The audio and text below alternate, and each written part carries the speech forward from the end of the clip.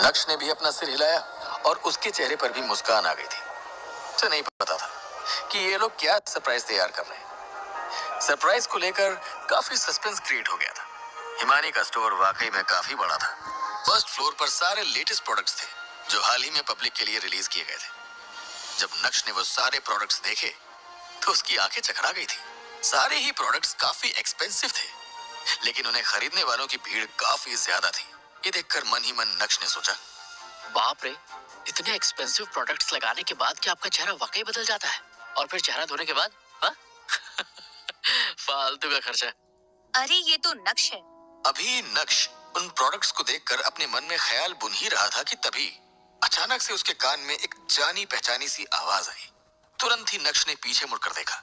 उसके सामने एक औरत खड़ी थी जिसने ब्लू कलर की डेनिम स्कर्ट पहनी हुई थी और उस स्कर्ट में वो गजब बहुत गजब लग रही थी। वो औरत और कोई नहीं बल्कि अनिका की खास दोस्त प्राची थी। दरअसल प्राची के हस्बैंड इस स्टोर के डिपार्टमेंट मैनेजर हुआ करते थे। अब नहीं है क्योंकि कल ही उनका प्रमोशन हुआ है और उन्हें डिपार्टमेंट मैनेजर से डेप्यूटी जनरल मैनेजर बना दिया गया। इस मौके का फायदा उठाते हुए प्राची आज इस स्टोर में अपने हस्बैंड के नाम पर सारे एक्सपेंसिव प्रोडक्ट्स खरीदने के लिए आई थी, लेकिन उसने एक्सपेक्ट नहीं किया था कि आज उसकी मुलाकात यहाँ नक्श से होगी। नक्श, क्या तुम यहाँ अकेले आए हो? मैं तुम्हें बता देती हूँ कि ये स्टोर तुम्हारे लायक नहीं है। यहाँ के सारे प्रोडक्ट्स बहुत ही एक्सपेंसिव हैं। तुम इनमें से एक भी अफोर्ड नहीं कर सकते हो, इसलिए जल्दी से यहाँ से निकल जाओ, वरना बाद में जब तुम्हें यहाँ से धक्के मार कर निकाला जाएगा तो जो तुम्हारी थोड़ी बहुत इज्जत बची है वो भी नहीं रहेगी। नफरत की नजरों से नक्श की ओर देखते हुए प्राची ने कहा। नक्श को कोई फर्क नहीं पड़ा, उसके चेहरे पर मुस्कान बरकरार थी। तुम्हें चिंता करने की कोई जरूरत नहीं है कि मैं यहाँ के प्रोडक्ट्स अफोर्ड कर सकता हूँ या नहीं। तुम अपना देखो, कहीं ऐसा ना हो कि तुम ही अफोर्ड ना कर पाओ। नक्श ने भी नहले पर दहला मारा। नक्श की बात सुनकर प्राची के चेहरे का रंग ही उतर गया था। उसकी आंखों में नक्श के प्रति गुस्सा साफ दिखाई दे रहा था। दिखावा करने की जरूरत नहीं है तुम्हें। अनिका से मेरी बात हुई, मुझे पता है कि तुम कोई घटिया काम कर कर उसे पैसे लाकर दे रहे हो। गुस्से में प्राची ने कहा, इससे कोई फर्क नहीं पड़ता कि मैं पैसे कहाँ से और कैसे लाकर दे रहा हूँ। फर्क इस बात से पड़ता है कि मैं उसे पैसे लाकर दे रहा हूँ। वैसे मेरी छोड़ो, तुम अपनी सुनाओ। तुम अभी भी उसी रेंटेड अपार्टमेंट में रह रही हो ना? नक्श ने एक बार फिर से प्राची पर हमला बोला।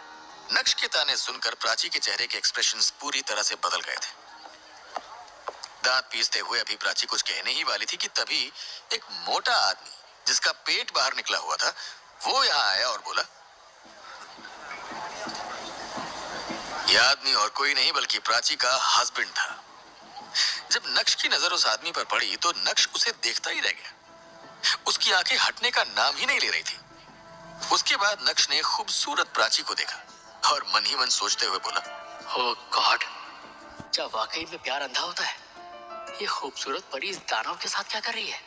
प्राची ने नक्श की तरफ इशारा करते हुए गुस्से से कहा, बीबी ये आदमी अनिका का हस्बैंड है। मैंने बताया था ना, घर जमाई बनकर रह रहा है। खुद तो कुछ करता धरता नहीं और यहाँ मुझे ताने मार रहा है। बोल रहा है कि यहाँ से चली जा तू ये प्रोडक्ट्स अफोर्ड नहीं कर सकती और मेरी बेइज्जती कर रहा था।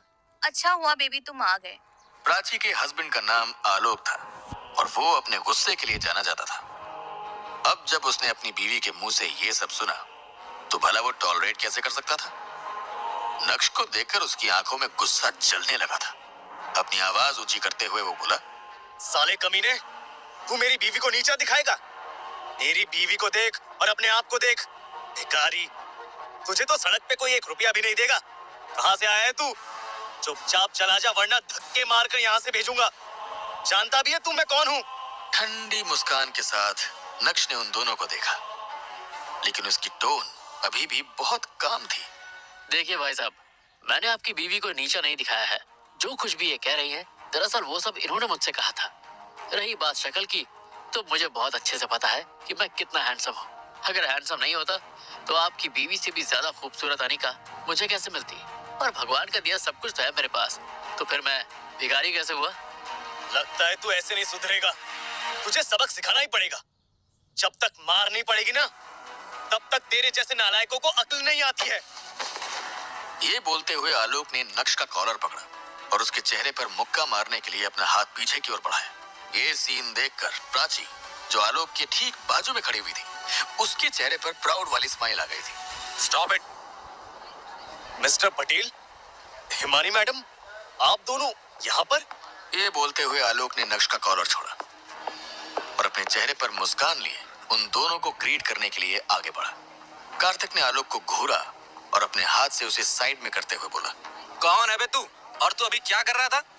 मारने का शौक है तुझे? चल मार मुझे, मार। नहीं नहीं नहीं सर, आप ये क्या कर रहे हैं? मैं तो इस आदमी से निपट रहा था जो यहाँ प्रॉब्लम्स क्रिएट कर रहा था। और सर, मैं तो बस इसे डराने की कोशिश कर रहा था। मिस्टर पटेल, मेरा अभी अभी प्रमोशन हुआ है।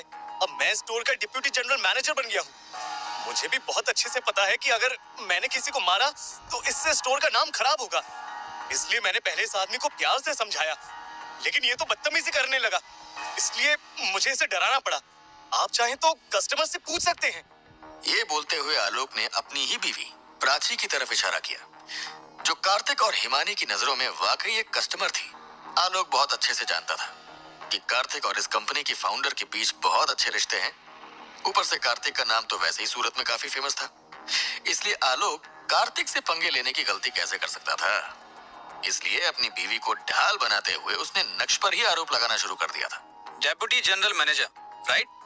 हिमानी, तुम्हें लगता है इस पोजीशन के लिए आदमी फिट है? कार्तिक आलोक से बात करते हुए अपना टाइम वेस्ट नहीं करना चाहता था, इसलिए उसने इस मैटर को अब सीधा हिमानी के हाथों में डाल दिया था। उस सीन को देखकर वैसे ही हिमानी के चेहरे पर 12 बज गए थे। वो नक्श से नजरें भी नहीं मिला पा रही थी, और मिलाती भी कैसे। आज पहली बार नक्श उसके स्टोर में आया और उसके स्टाफ के लोग उसे ही मारने वाले थे। ये सोचते हुए हिमानी गुस्से से भर उठी। अपनी आवाज को बुलंद करते हुए बोली, आलोक, तुम कल मुझसे मेरे कैबिन में मिलो, और हाँ, अपना रेजिग्नेशन साथ लेकर आना। तुम्हारी सैलरी सेटल करने के बाद तुम मुझे यहाँ दोबारा दिखने नहीं चाहिए। ये बोलने के बाद हिमानी ने आलोक की तरफ देखा ही नहीं, जिसका चेहरा पूरी तरह से फीका पड़ गया था, और शौक के मारे उसे कुछ भी समझ नहीं आ रहा था। हिमानी के कदम सीधा नक्श की तरफ बढ़े और उसने झुकते हुए नक्श से कहा। नक्श ने तुरंत ही हिमानी को गले से लगाया और उसके कान में फुसफुसाते हुए बोला, तुम पागल हो गए हो क्या? ये सब क्या कर रही हो? तुम इस कंपनी की सीईओ हो, सारे एम्प्लॉयज तुम्हें देख रहे हैं। इतना भावुक होने की जरूरत नहीं है। उसके बाद नक्श ने थम्स अप दिखाते हुए हिमानी से कहा, तुम बहुत अच्छा कर रही हो। इतने कम सालों में तुमने इतना कुछ अचीव कर लिया। मैं तो ये सब देखकर शॉक्ड रह गया। नक्श के मुंह से तारीफ सुनकर हिमानी के खूबसूरत चेहरे पर एक्साइटमेंट दौड़ने लगा था। तुरंत ही हिमानी ने कहा, सर, ये सारा क्रेडिट सिर्फ और सिर्फ आपको ही जाता है। अगर आप नहीं होते तो आज मैं यहाँ नहीं होती। पता नहीं कौन से डिपार्टमेंटल स्टोर में सामान दे रही होती। आपने मेरी जिंदगी बदल दी, उसके लिए तहे दिल से थैंक्स। रात की शुरुआत ऐसी हुई, उसके लिए एक बार फिर से माफी चाहती हूँ। लेकिन हम दूसरी जगह पर चलते हैं। और भी 2 लोग हैं, आपको उनसे मिलना चाहिए। नक्श के चेहरे पर भी मुस्कान आ गई। ऐसा लग रहा था जैसे सरप्राइज को रिवील होने में थोड़ा और इंतजार करना पड़ सकता था। लेकिन ये 2 लोग और कौन होंगे? नक्श इसके लिए भी बहुत एक्साइटेड था। नक्श ने भी अपना सिर हिलाते हुए कहा, ठीक है तो फिर चलो, देर किस बात की। जैसे ही वो तीनों एक साथ वहां से जाने लगी, तभी आलोक को एहसास हुआ कि उसके साथ असल में हुआ क्या है। तुरंत ही आलोक ने अपने कदम बढ़ाए और हिमानी को रोकने की कोशिश करते हुए बोला, हिमानी मैडम, प्लीज प्लीज एक बार मेरी बात सुनिए। मुझे पता है कि मुझसे गलती हुई है, मैं माफी मांगता हूँ। प्लीज मुझे इस नौकरी से मत निकालिए। आलोक का चेहरा पछतावे से भरा हुआ था। अगर उसे पहले पता होता कि नक्श और हिमानी के बीच के रिश्ते कैसे हैं, तो वो ऐसी गलती कभी नहीं करता। लेकिन आलोक तो खुद पहली बार नक्श से मिल रहा था। नक्श के बारे में वो कुछ भी नहीं जानता था, लेकिन अभी उन तीनों का रिश्ता देखकर उसे समझ में आ गया था कि ये कोई ऑर्डिनरी रिश्ता नहीं है। अब कभी भी आलोक किसी को भी इतनी बुरी तरह से नीचा दिखाने की हिम्मत नहीं करेगा।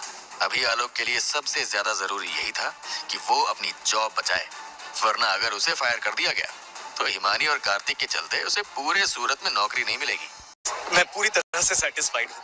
थैंक यू मिस्टर नक्श, थैंक यू हिमानी मैडम। भारी दिल के साथ आलोक ने अपने इमोशंस बाहर निकाले और नक्श और हिमानी के सामने झुकते हुए उसे थैंक्स कहा। अपने पति को झुकता देख प्राची भी नक्श और हिमानी के सामने झुक गई थी और ये देखकर नक्श का दिल गार्डन गार्डन हो गया था। इतने सालों की बदसलूकी के बाद आखिरकार आज नक्श को इन जैसों को सबक सिखाने का मौका मिल ही गया। नक्श ने तुरंत ही अपना हाथ हिलाते हुए कहा, अरे बस बस ठीक है। हिमानी ने बात को पलटते हुए नक्श से कहा, मिस्टर नक्श, चलिए चलते हैं। हाँ चलो। ये बोलते हुए तीनों एक साथ वहां से निकल गए और उन तीनों में से किसी ने भी पीछे मुड़कर आलोक या प्राची को नहीं देखा। जब आलोक ने देखा कि वो तीनों स्टोर से बाहर निकल गए हैं तो तुरंत ही आलोक प्राची की तरफ मुड़ा और अपनी गुस्सैल नजरों से उसे देखते हुए बोला, बेवकूफ औरत, आज तुम्हारी वजह से मेरी नौकरी चली जाती। किसी के भी बारे में कुछ भी बोल देती हो। थोड़ा सोचा तो करो कि सामने कौन है। आगे से मैं भी ध्यान रखूंगा, तुम्हारी बातों में नहीं आऊंगा। और क्या पूरे दिन शॉपिंग करती रहती हो? अब मैं डिमोट हो गया हूँ, किसी पर भी डिस्काउंट नहीं मिलेगा। जाओ और अपने बाप को बोलो, अब वो ही तुम्हें शॉपिंग कराएंगे। ये बोलने के बाद आलोक मुड़ा और वहां से चलता बना। उसने भी पीछे मुड़कर अपनी बीवी प्राची को नहीं देखा, जिसकी आंखें पूरी तरह से लाल हो गई थी ह्यूमिलिएशन के मारे। प्राची अब अकेली वहां खड़ी थी। वहीं दूसरी तरफ कार्तिक और हिमानी नक्श को सूरत शहर का सबसे बेस्ट फाइन डाइन रेस्टोरेंट बोहो लेकर गए। हिमानी ने पहले से ही एक प्राइवेट रूम बुक करवा दिया था। नक्श, हिमानी और कार्तिक जैसे ही उस कमरे में गए वैसे ही दरवाजे पर खटपट की आवाज हुई। अभी नक्श सोफे पर बैठा ही था कि उसका ध्यान भी दरवाजे पर गया।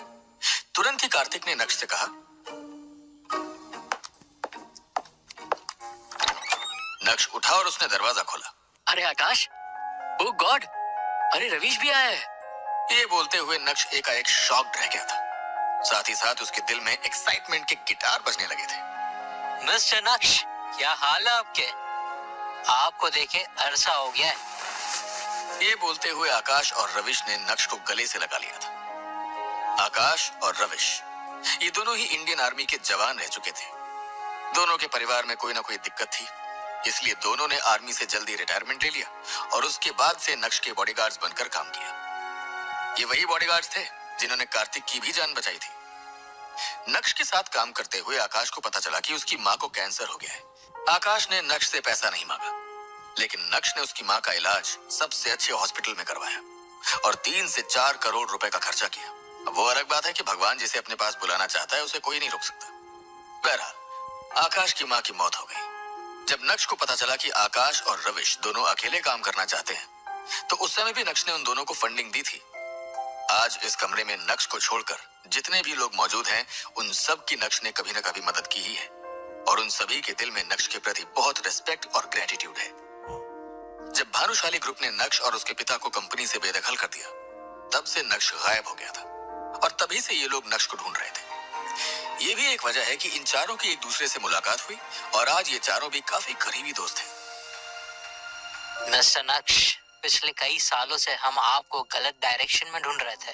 अगर हम पास में केयरफुल रहते तो शायद हमें पता रहता कि सूरत शहर से आपके अच्छे ताल्लुक हैं और हम आप तक जल्दी से जल्दी पहुंच जाते हैं।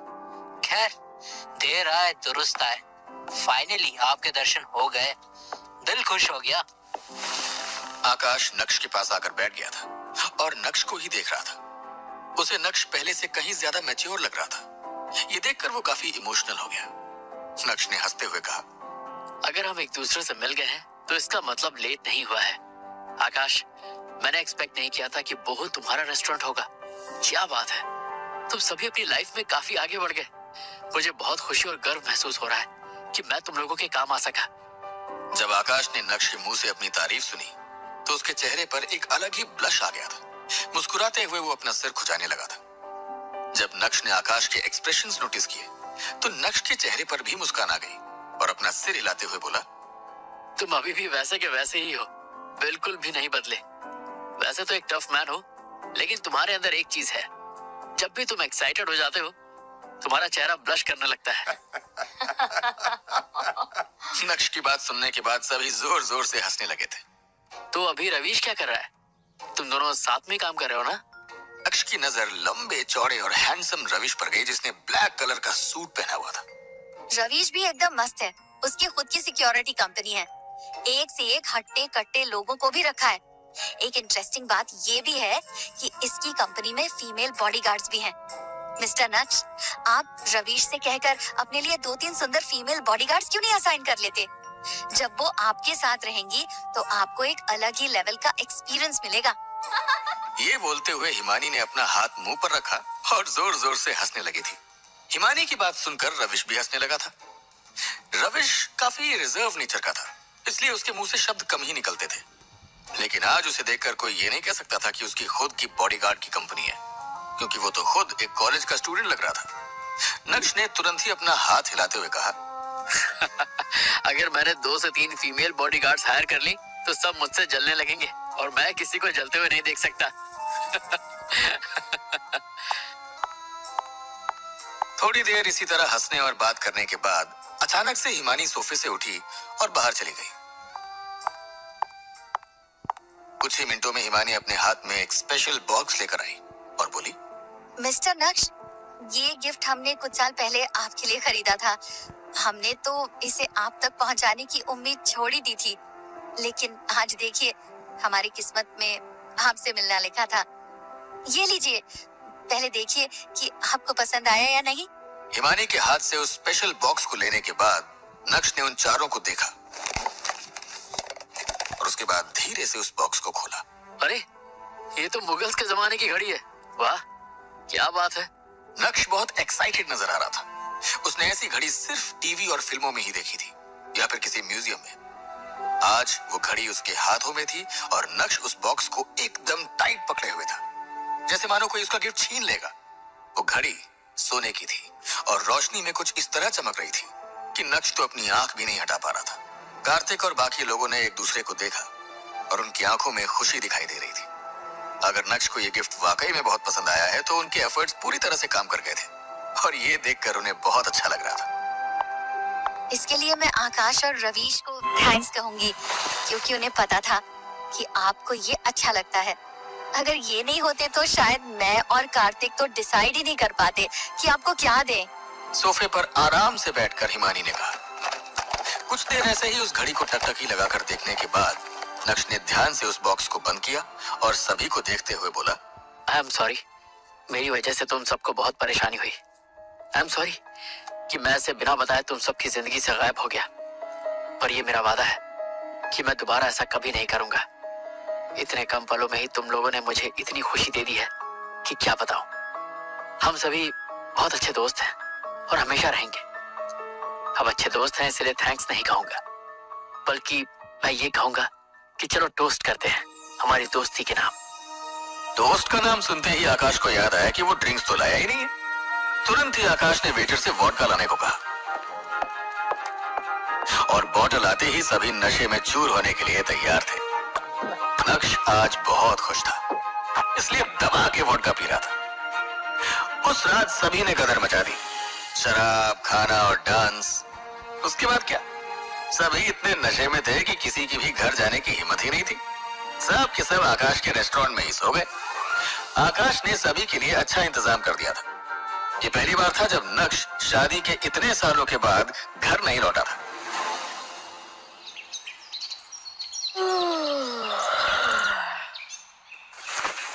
अगले दिन जब नक्श की आंख खुली तब भी नक्श घर नहीं गया, बल्कि तैयार होकर सीधा भानुशाली ग्रुप के ऑफिस की तरफ निकला।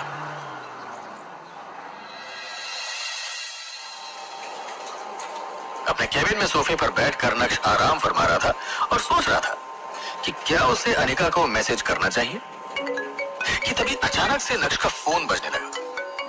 जब नक्श ने देखा कि कॉल उसकी सास यानी चित्रा का है तो तुरंत ही नक्श ने अपना गला साफ किया और कॉल उठाते हुए बोला, हेलो जी मम्मी जी, जय श्री कृष्ण। जय श्री कृष्ण। नक्श, आओ શું સાંભળો છો? तुम कल पूरी रात घर पर नहीं आए थे? कल रात तुम कहाँ थे? कैसे हो तुम? चित्रा का टोन बहुत जेंटल था।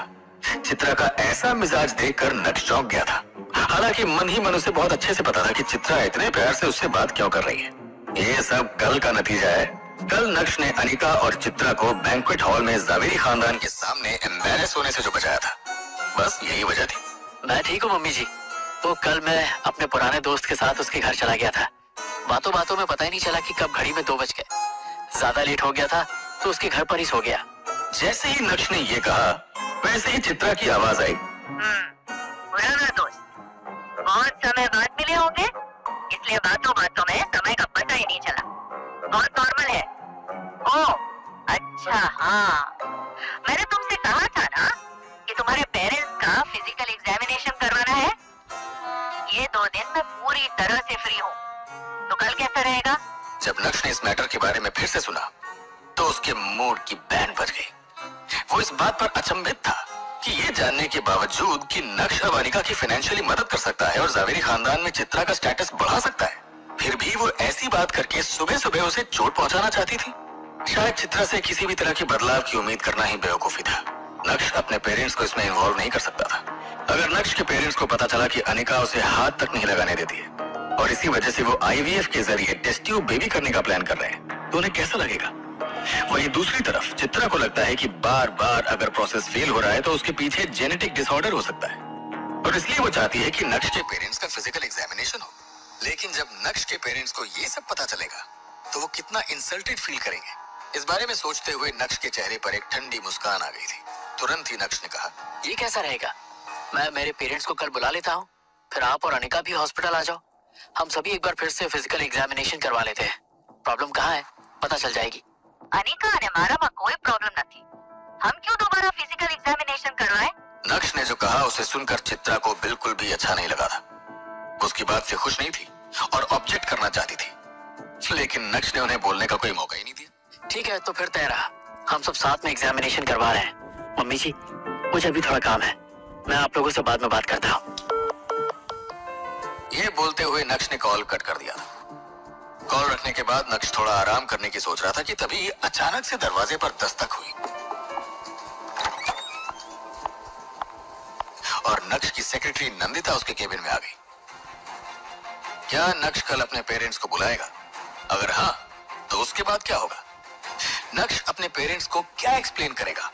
अगर नहीं, तो फिर चित्रा की तरफ से कैसा रिएक्शन आएगा? क्या चित्रा अपने टेस्ट के लिए मानेगी? आखिर प्रॉब्लम किसमें है? क्या इससे कहानी एक अलग ही मोड़ ले लेगी? जानने के लिए सुनिए इंस्टा